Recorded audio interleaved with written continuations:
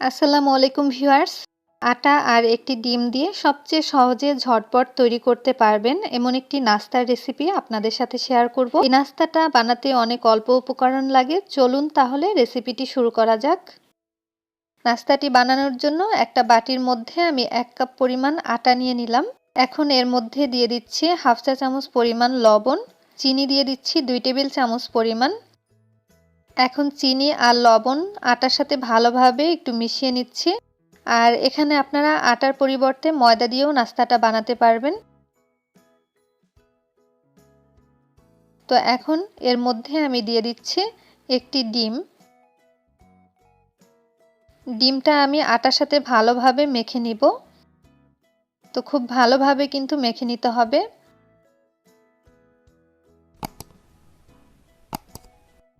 দিয়ে দিলাম পানি, অল্প অল্প পানি দিয়ে একটা ডো মেখে নিব। যেহেতু চিনি দিয়েছি তাই পানির পরিমাণটা কিন্তু একটু বুঝে দিতে হবে।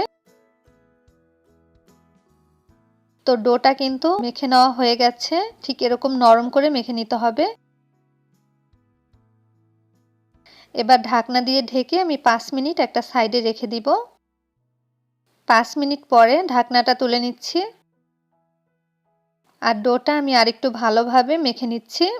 তো মেখে নেওয়া হয়ে গেছে। এখন 2 হাতে আমি সামান্য একটু তেল মেখে নিলাম। এবার এখান থেকে অল্প একটু ডো নিয়ে আমি হাতের সাহায্যে গোল করে নিচ্ছি। 2 হাতের সাহায্যে ভালোভাবে গোল করে নিতে হবে। ঠিক এইভাবে করে গোল করে নিয়েছি। এখন একটা ছুরির সাহায্যে আমি দাগ কেটে নিব। এভাবে করে একটু দাগ কেটে নিলে নাস্তাটা দেখতে কিন্তু ভালো লাগবে।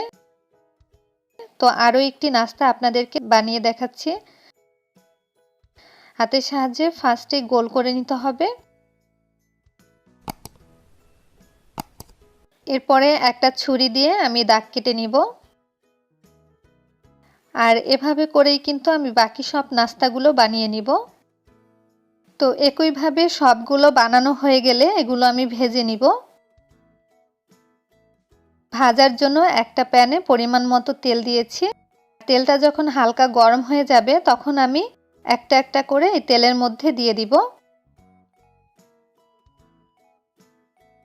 আর চুলার আঁচটা কিন্তু মিডিয়ামে রাখতে হবে, নইলে কিন্তু এই নাস্তাগুলো পুড়ে যেতে পারে।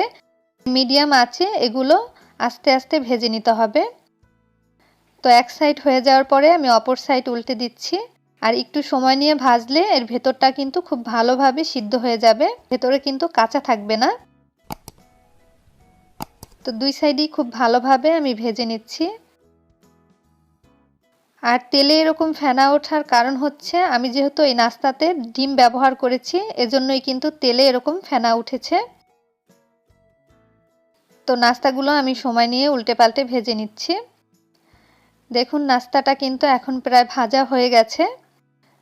তো আমি এবার তেল ঝরিয়ে এই নাস্তাগুলো তুলে নিচ্ছি। খুব ভালোভাবে তেলটা ঝরিয়ে নিলাম। আর বাকি সবগুলো কিন্তু একইভাবে ভেজে নিব।